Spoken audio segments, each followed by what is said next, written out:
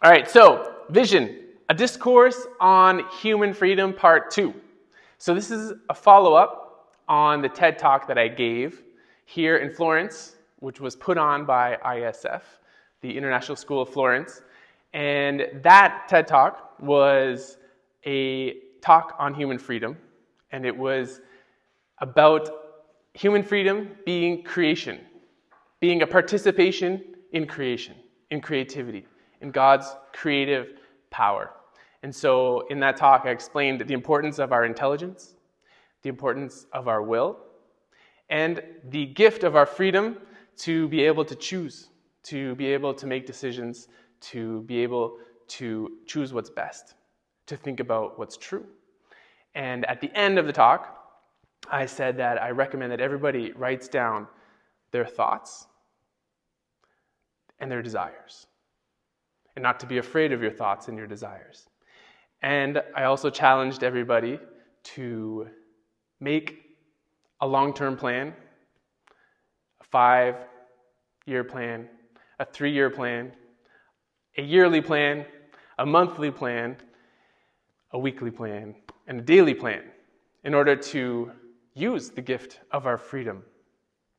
And this talk is going to be getting into the details of how to do that plan.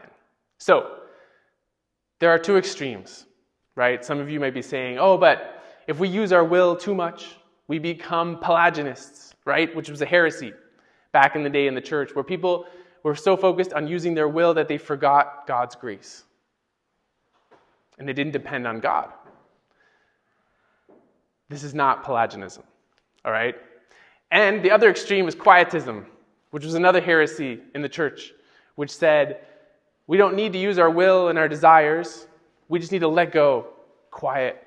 Let go and let God, and He's in control of everything. Grace is everything.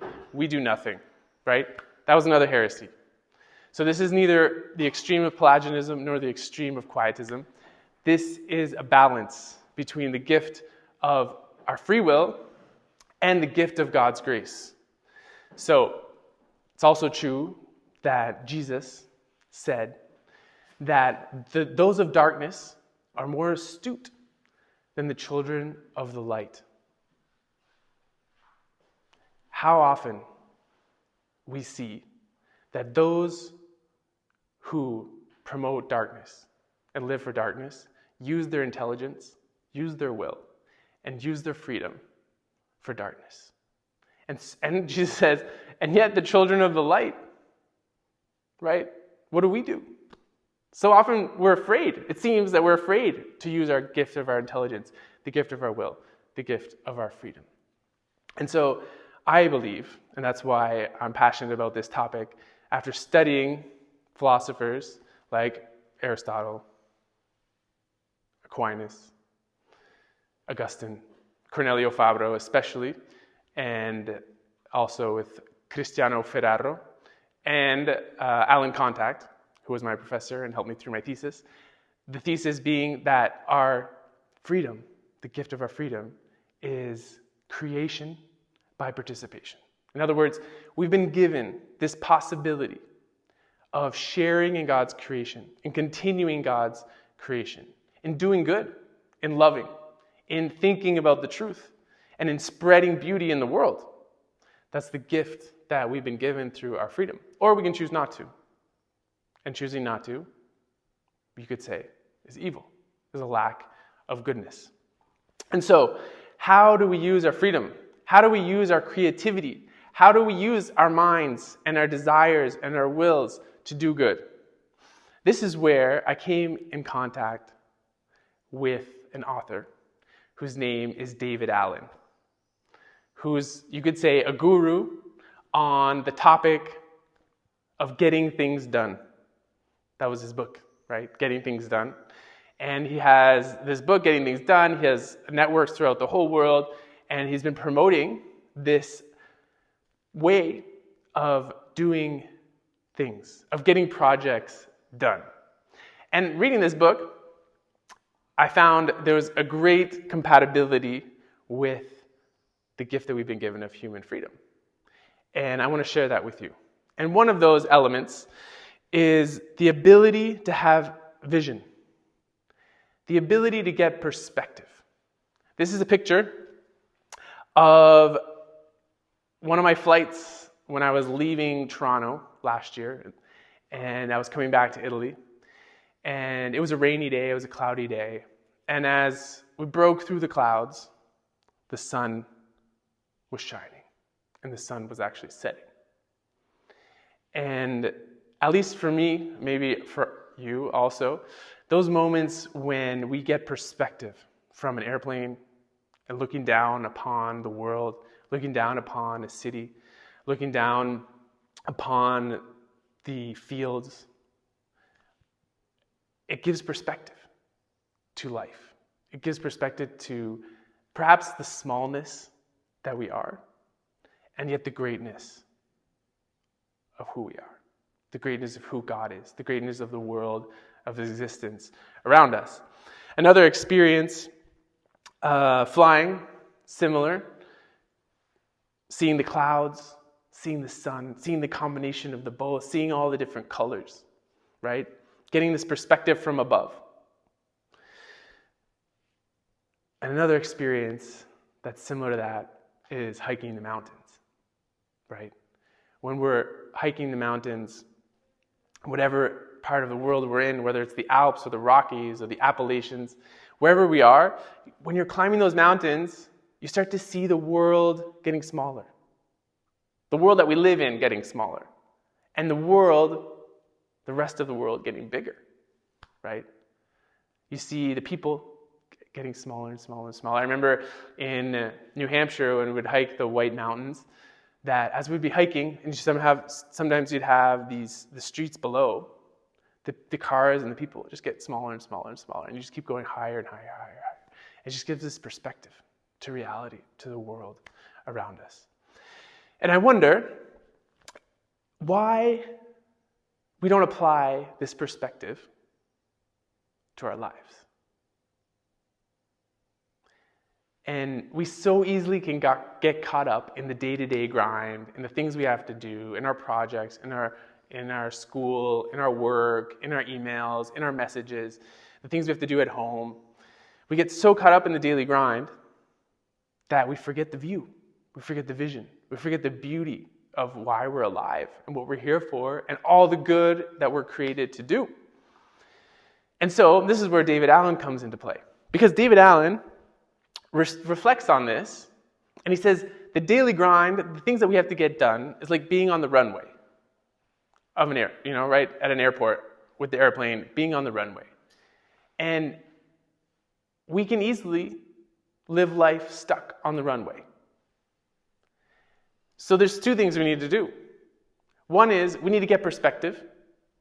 We need to start to see the bigger picture of why we're even leaving the runway in the first place and where we're headed, right? If you know that you're in Florence, right? We're here in Florence right now, and you want to get to Hawaii, well, you're going to need to probably fly to New York.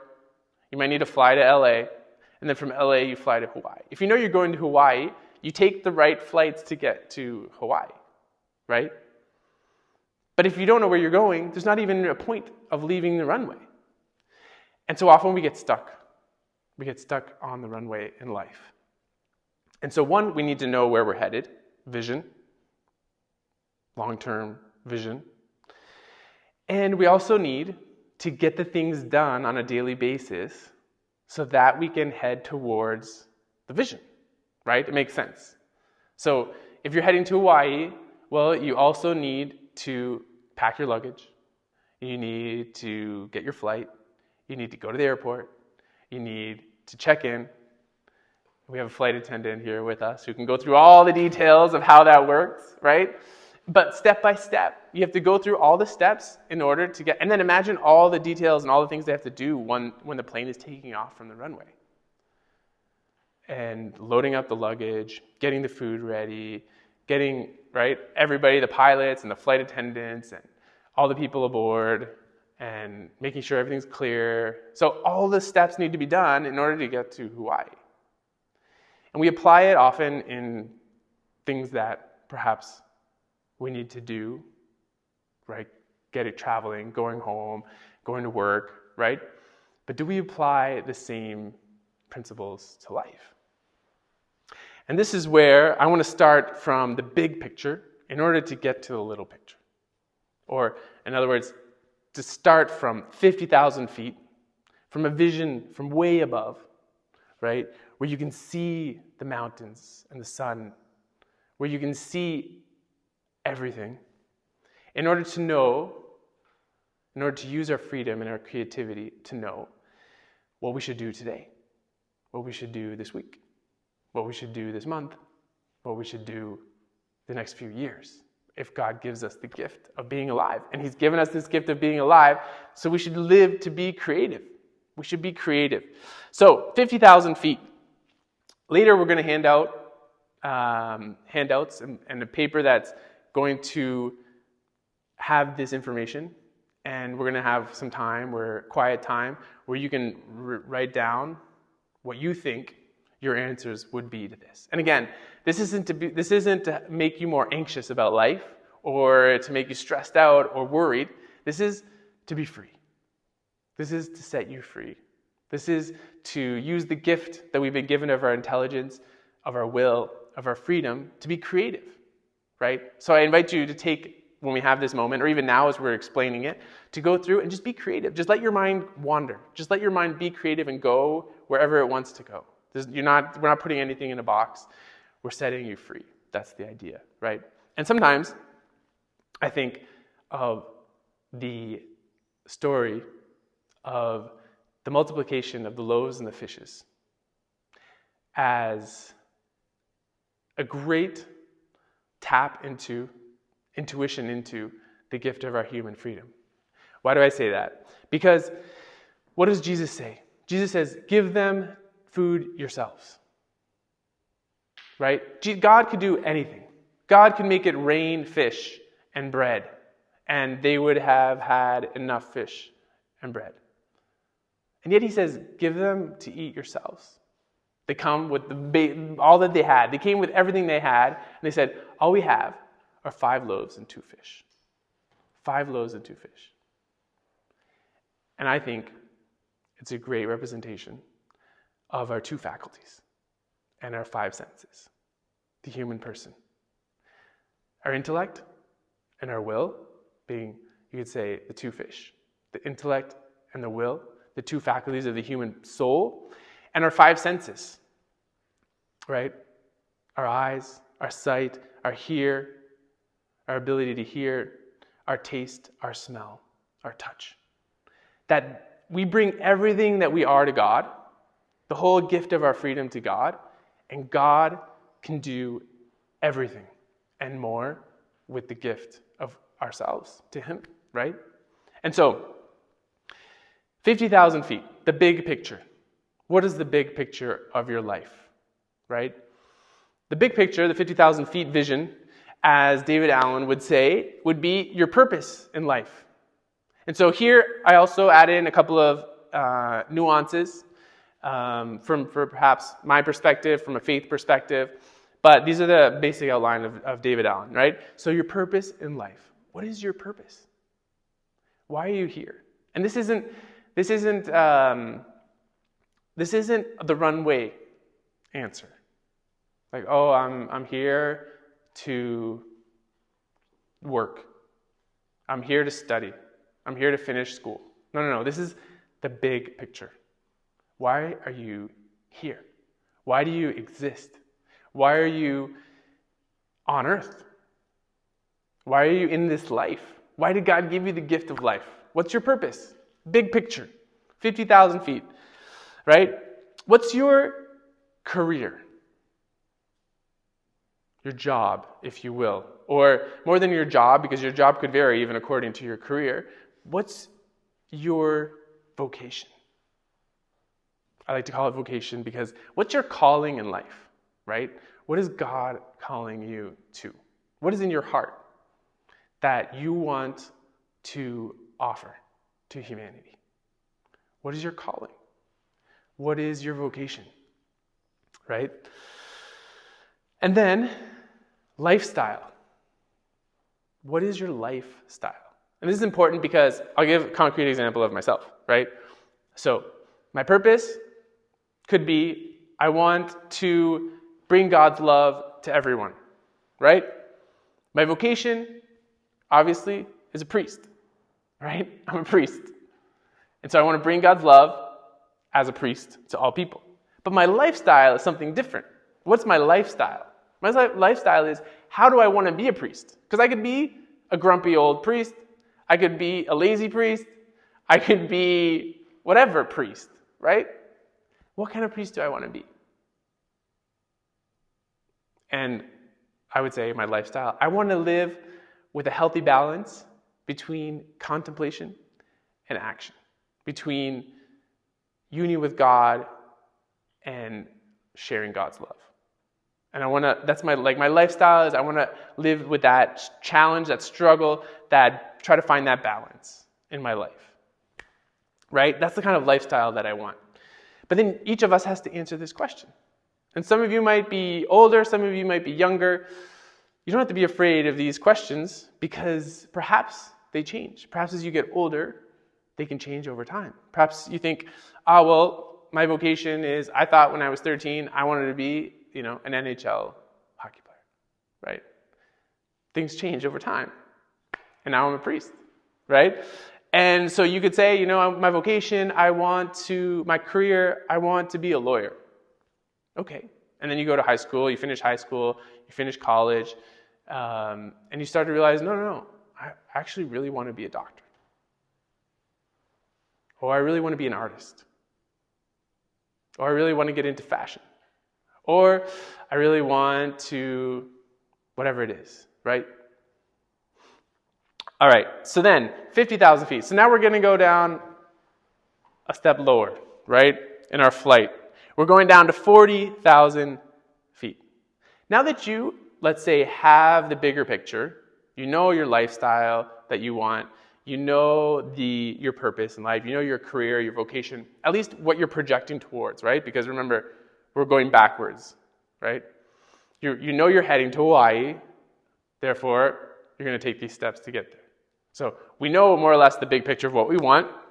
Now at 40,000 feet, what is your 3 to 5 year goals? Obviously related to the 50,000 vision, right? So what are your 3 to 5 year goals?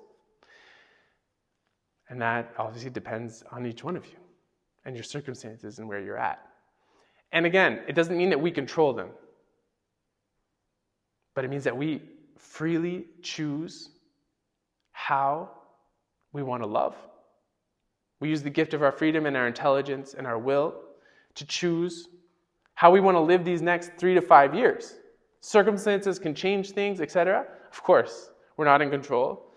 God's in control. But God's also given us the gift of our freedom in order to think, to want, to envision, to plan, right? You think of Jesus, the Messiah, coming into the world. You don't think that God planned that? All those people who are like anti-planning and anti-organization or, just go with the Spirit and go with the flow, which might tend to be a little bit more my natural attitude, which is why this is really helpful for me. But imagine God. You don't think God planned the coming of Jesus? For thousands of years, God was planning the coming of Jesus with prophets and the people of Israel. God was planning it for thousands of years. So we can use the gift of our intelligence and the gift of our will to plan our next 3 to 5 years, at least. All right? So 40,000 feet, 3 to 5 year goals, right? So let's just say that your vocation, you say, I feel called to be a doctor, right? And you're already in medical school, but you're in your first few years. Well, you know that in the next 3 to 5 years, one of your goals is going to be to go a lot deeper and further into the medical field in your studies, and to study hard and study well and to move on and to become a doctor, right? But that goes for not just that area of your life, but the other areas of your life. What kind of lifestyle? Okay, what are your next 3 to 5 year goals regarding your lifestyle? Well, if you want to be a person who's happy, You want to live life happily. Then the next 3 to 5 years, you need to do things that help you be happy, right?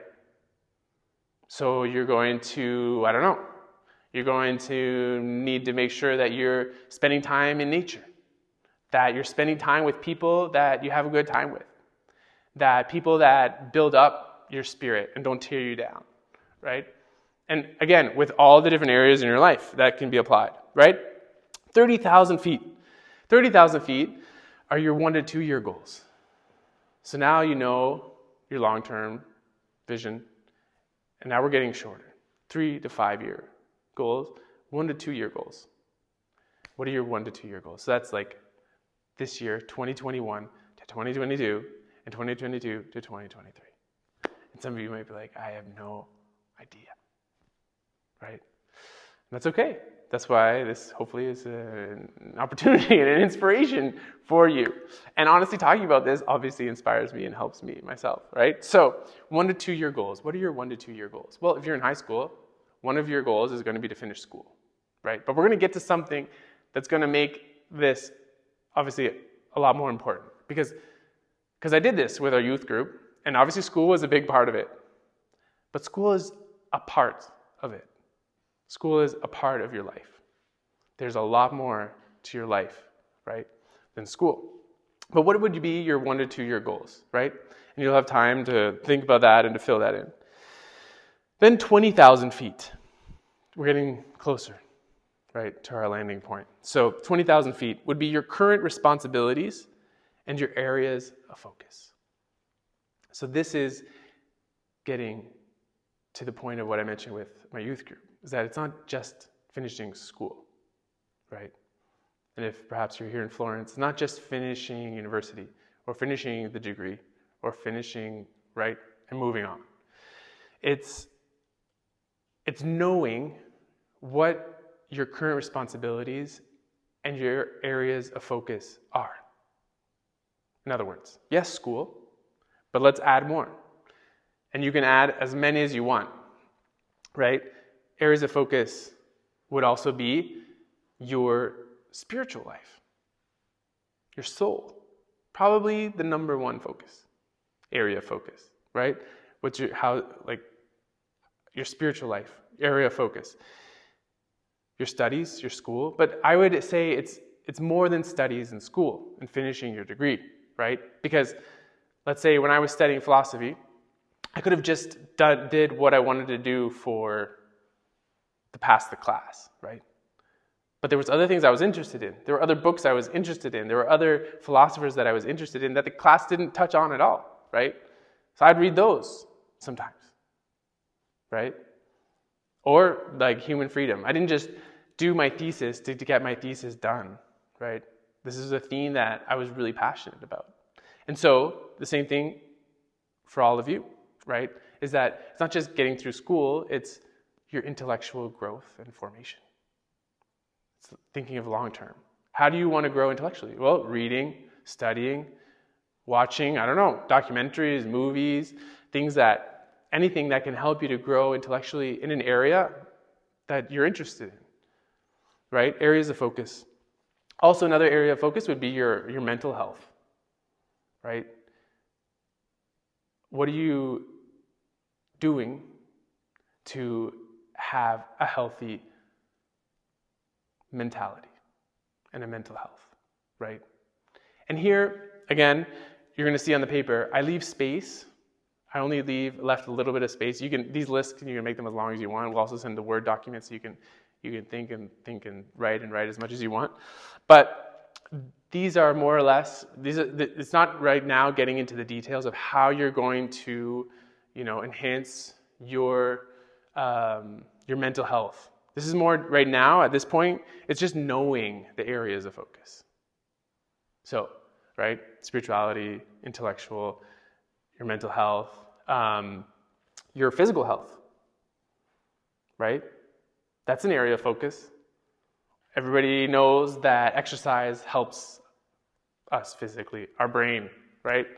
And all of us, our whole body, right? And so that's an area of focus, should be an area of focus. And so much more. Our families, should be an area of focus, right? Our friends should be an area of focus. I don't know, you can name so many areas of focus, right? Hobbies that you want to have or that you have could be areas of focus. An area of focus could be a special program that you want to do. You want to study psychology. You want to become an expert in this thing. Areas of focus. All right? And then we have the 10,000-foot vision, which would be your current projects. Okay, this is super interconnected with everything that we already said. In other words, your current projects that have to do with your areas of focus, that have to do with your 1 to 2 year goals, your 3 to 5 year goals, and your purpose in life and your career, right? It's what are those projects, right? Because this is a great time when you're doing this, when you're going backwards like that, having the vision, usually well, this project that I thought was super important, whatever it could be, right? I don't know, playing chess, for example. Like this thing that I was dedicating so much time to, it was so important for me, I realized it doesn't really enter into my vision, the rest of my vision in life. So I realized, okay, it's just a small little hobby that I have on the side for fun when I have time, right? Or maybe you're like, no, actually, it's actually a passion of mine, and I want to become an expert chess player. Well, then it enters into a category that's more important, and so it's a more important project, right? And so the list of your projects that have to do with those areas. And you're going to end up, right, and David Allen speaks of projects as anything that takes a series of actions to fulfill. So their projects become many very fast. It's not something to be afraid of, it's something to just be aware of, to use our gift of our intelligence and our will to know the projects that we have before us, right? And so the list could be up to 30, 40, 50, 60, 100, 200, right? Projects that you have. And it's so helpful, so healthy for us mentally, physically, and spiritually. I think also I can pray so much better when I know the projects that I have. When I know the vision, where I'm heading. I can contemplate more, I can meditate more, I can meditate better, I can be more in contact with God, I can be more present to people. I can use the gift of my freedom better because I use my intelligence to know what's happening in my life, and I've made decisions about those things, right? So projects. Then the runway. The runway would be, as we said at the beginning, your current actions. So what are, basically, when you have a project, you have a list, you have a series of actions that you need to do in order to fulfill that project, in order to say, check, this is done, this project's done, right? Well, the current actions are all those actions that you need to take in order to fulfill that project. So we want to order pizza. Becomes a project, if you will.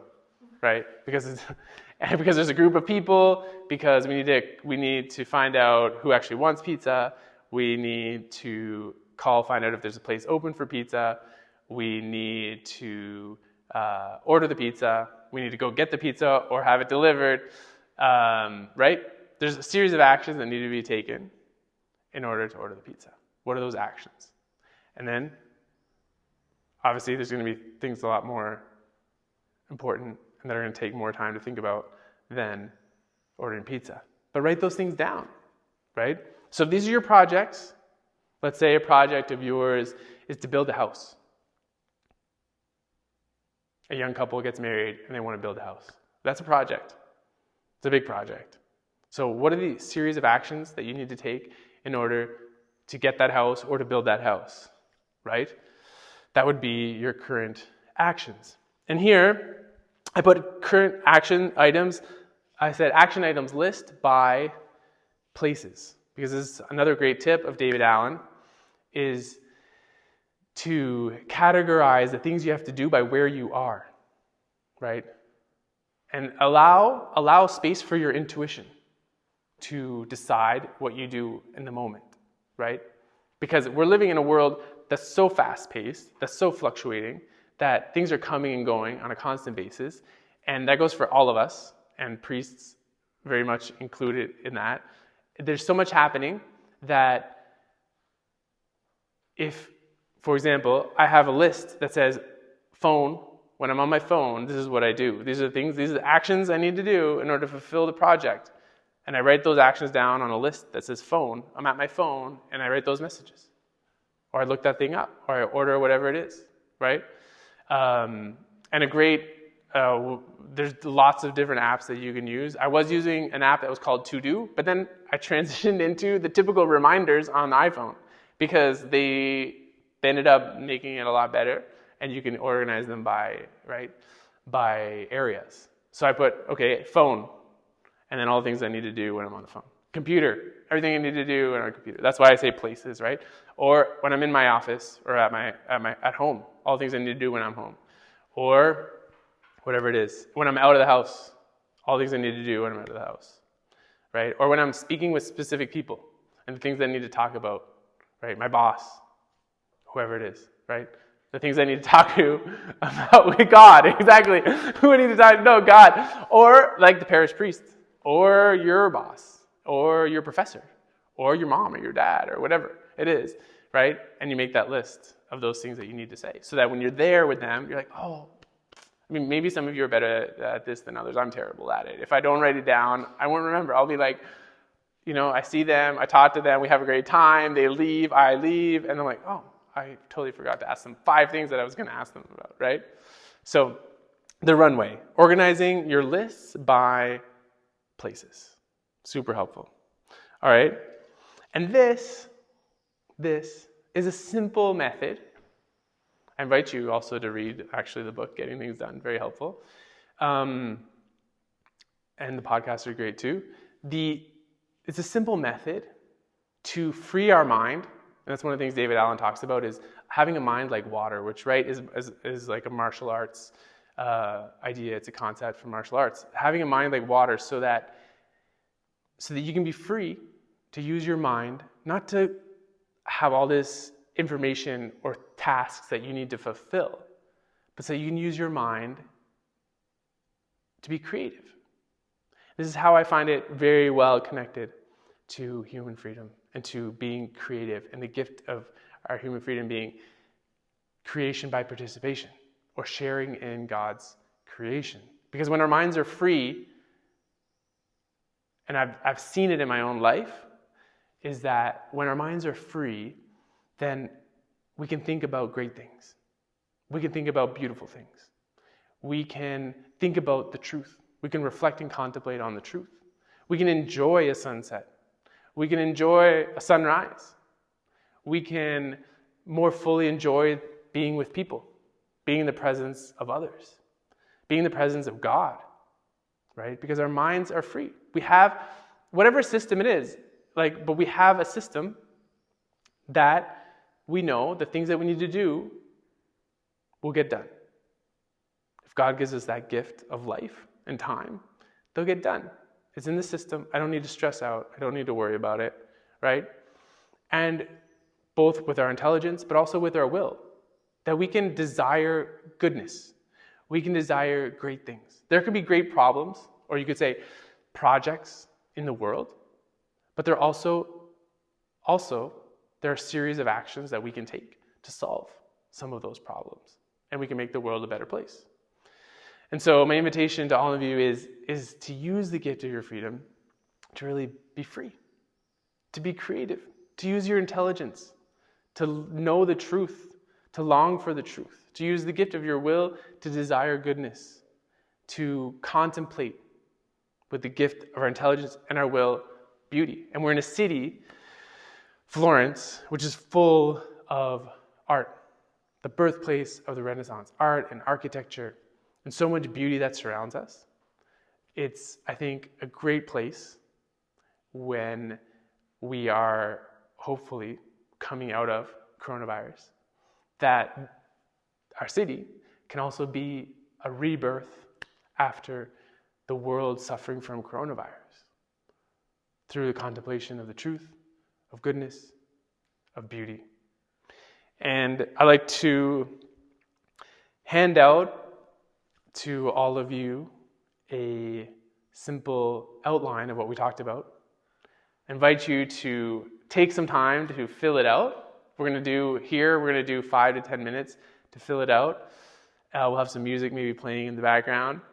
And you can even take it, to a chapel or do it in prayer. Take some time to reflect, to think about it, to write it out.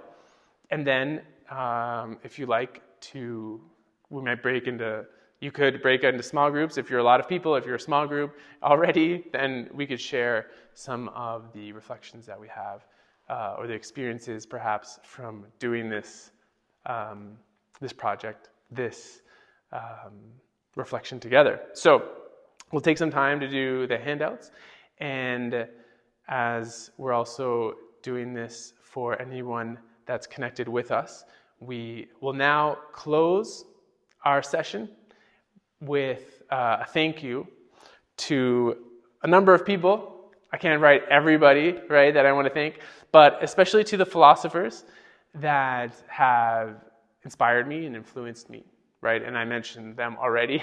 But the ones that are alive today that have impacted my longing and search for the truth, like Christian Ferraro and Alan Contact. And for Christian Ferraro, especially for his work on creation by participation, freedom being creation by participation, and then Alan Contact, especially for helping me in my thesis. And also, obviously, to David Allen for his fantastic method of taking great projects and great vision and turning them also into concrete tasks so that we can get them done and so that we can do great things for the world, for ourselves, for others, and for God. So God bless you and keep us in your prayers. Please pray for me and count on my prayers for all of you.